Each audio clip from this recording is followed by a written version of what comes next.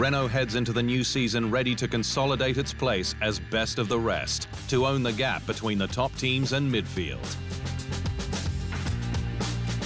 And while Carlos Ghosn has resigned as its chairman and CEO following charges of financial misconduct, replaced by Thierry Bolloré as CEO and Michelin's Jean-Dominique Senard as chairman, there's still stability at the top, with Jérôme Stoll remaining as president of Renault Sport Racing, his retirement postponed after his replacement Thierry Bolloré sensationally quit before starting, ensuring consistent strategic management.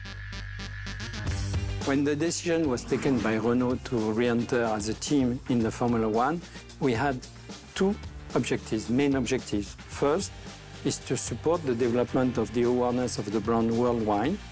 And the second is to push the image of Renault brand on its market.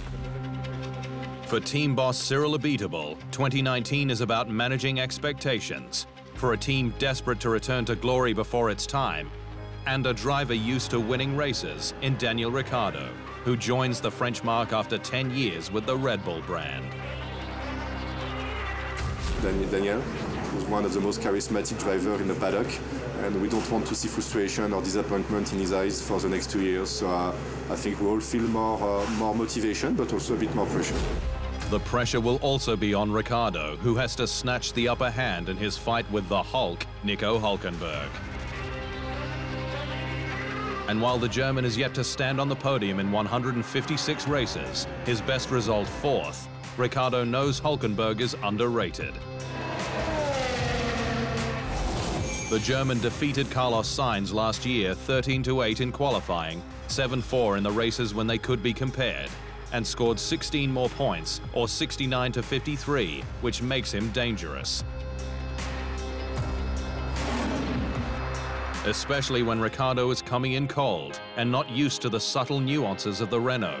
Rear instability not playing to Sainz's driving style, and the Australian a similar animal. All of which could play into Hülkenberg's hands, spiking his reputation as he goes up against a highly rated racer.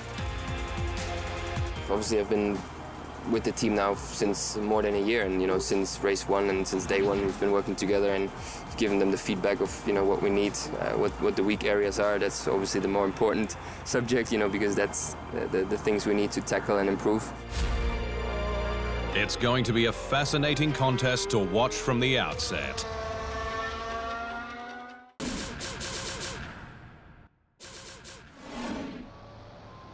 Thanks for watching.